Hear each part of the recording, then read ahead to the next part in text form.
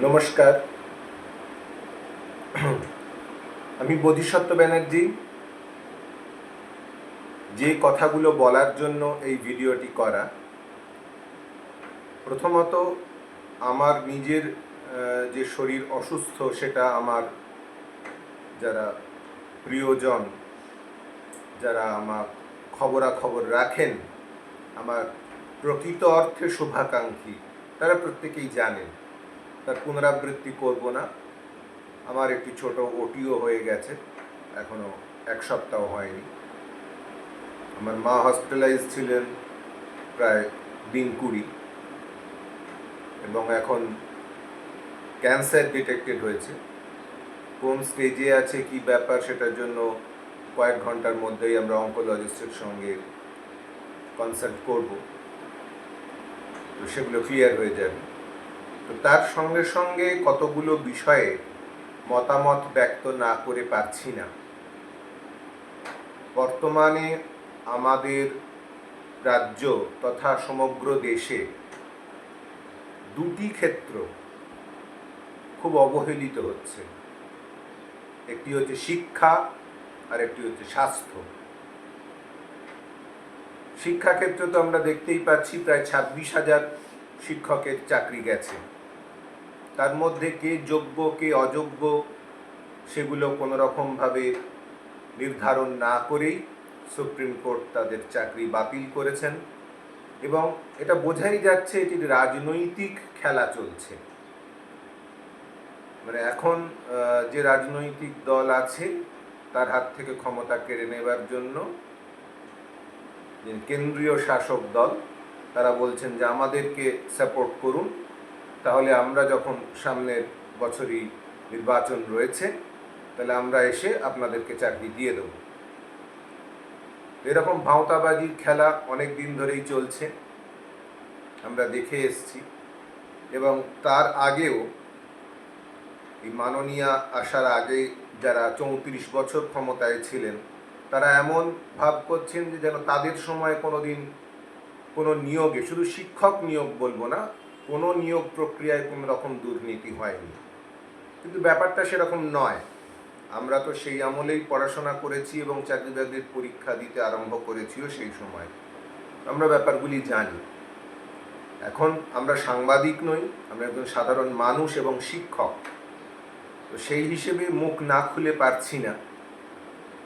তো এই অবস্থায় আমরা যারা সাধারণ মানুষ, আম আদমি, তাদের এই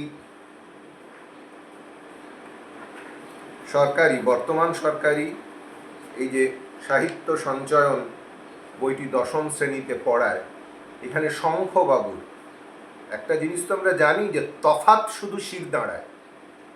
তো শঙ্খ ঘোষের শিরদাঁড়া ছিল, সেটা আমরা সবাই জানি। তো তারই লেখা একটি কবিতা, আয় আরো বেঁধে বেঁধে থাকি। এটি 2002-এ যে দাঙ্গা হয়েছিল গুজরাটে, গোধরা কাণ্ডের প্রেক্ষাপটে, সেই পরিপ্রেক্ষিতে লেখা। কিন্তু এটা অন্যভাবেও আমরা দেখতে পারি, অন্য প্রেক্ষাপটেও যদি এই কবিতাটিকে ফেলি তো মানে যুগোপযোগী হবে, সব সময়ই এটা যুগোপযোগী। তো আমাদের এখন এই বেঁধে বেঁধে থাকা, একজোট থাকার সময়। বিভিন্ন রাজনৈতিক দল আমাদের মধ্যে বিভিন্ন রকমভাবে ভেদাভেদ সৃষ্টি করার চেষ্টা করবে, কিন্তু আমাদেরকে একজোট থাকতে হবে। তবেই যে পুলিশ অফিসার, শুধুমাত্র আমি সেই পুলিশ অফিসারকে ঘৃণা করি না, যার নির্দেশে, যে মন্ত্রী বা মন্ত্রিমণ্ডলীর নির্দেশে সেই পুলিশ অফিসার সাহস করেছেন একটি শিক্ষকের বুকে সবুঠ লাথি মারার এবং লাঠি চার্জ করার, আসল চুলের মুঠি ধরে নামাতে গেলে সেই মন্ত্রী বা মন্ত্রিমণ্ডলীকে নামাতে হবে।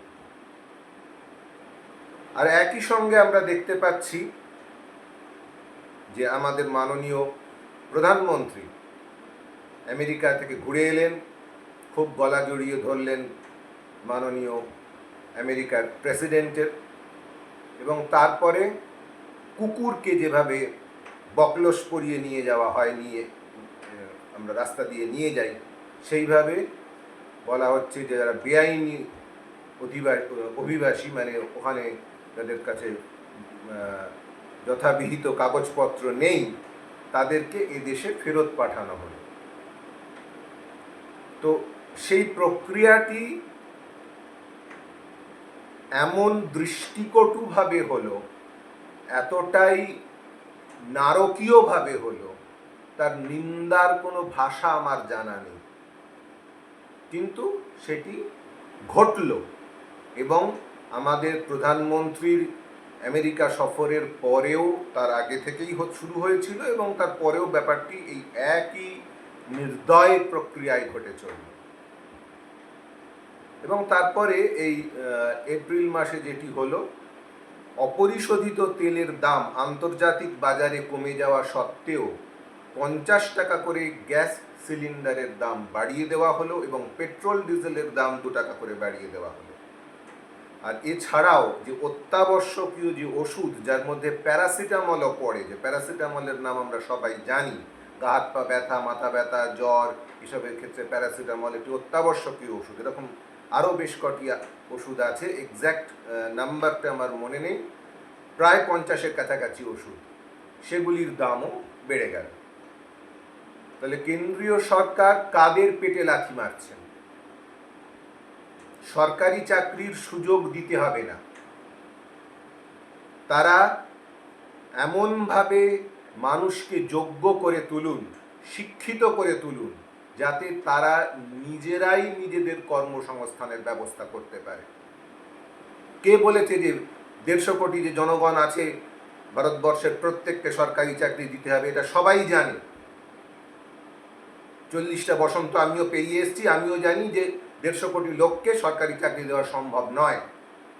কিন্তু তাদেরকে তো সেইভাবে উদ্বুদ্ধ করতে হবে, সেই দিকে চালিত করতে হবে, যাতে তারা নিজেরাই নিজেদের পেটের অন্নের জোগাড় করতে পারে। আর স্বাস্থ্য পরিষেবার যা উন্নতি, আহা চমৎকার!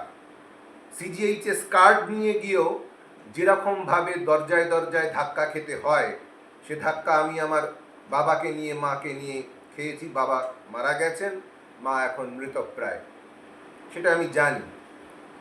আর এইসব যে স্টার হেন তেন যেসব মেডিক্লেম যে আছে, তাদের কার্ড করিয়েও যে কি ধরনের উন্নত মানের পরিষেবা পাওয়া যায়, সেই বিষয়েও আমি সম্যক রূপে ওয়াকিবহাল। তাহলে এটা চলছেটা কি? সাধারণ মানুষ কি করে বাঁচবে, কিভাবে বাঁচবে, এই বিষয়ে কি তারা বিন্দুমাত্র চিন্তিত? না তারা শুধুমাত্র 5 বছরের জন্য গদিতে বসতে চান? গদিতে বসাটাই তাদের একমাত্র কাজ। যেভাবে রবীন্দ্রনাথ বলেছিলেন তার গান্ধারীর আবেদনে, সুখ চাহি নাই মহারাজ, জয় জয় চেয়েছেন, জয়ী আমি আজ, ক্ষুদ্র সুখে ভরে না তো ক্ষত্রিয়ের ক্ষুধা কুরুপতি। যেভাবে দুর্যোধন বলেছেন, আজকালকার দিনের যে দুর্যোধন দুঃশাসন রয়েছে, তাদেরও কি বক্তব্য সেটাই? শুধু জয়, শুধুমাত্র ভোটে জয়, শুধু ক্ষমতা, শুধু গদি, এর বেশি তাদের কিছু চাই না। সাধারণ মানুষ মরুক কি বাঁচুক, তাতে তাদের কিচ্ছু আসে যায় না। বাংলাদেশ থেকে হাজারে হাজারে লাখে লাখে লোক ঢুকবে, যদি তাদের 56 ইঞ্চি ছাতি হয়, তাহলে বাংলাদেশের সমস্যার তারা সমাধান করছেন না কেন? বাংলাদেশে উগ্রপন্থীরা কেন আবার মাথাঝাড়া দিচ্ছে? আগে তারা প্রতিবেশী দেশগুলির সঙ্গে সমস্যার সমাধান করুন। বড় বড় বাতেলা অনেক হয়েছে, অনেক শুনে নিয়েছি। কাজ কিছু করুন, কিছু কাজ করে দেখান, নাহলে মানুষ আপনাদেরকে ধরে গঙ্গার জলে ছুঁড়ে ফেলে দিতে বিন্দুমাত্র ভাববে না। যতই কুম্ভ মেলা করুন, যতই গঙ্গাসাগর করুন, সেই সাগরের জলেই আপনাদেরকে ডুবে মরতে হবে। ধন্যবাদ।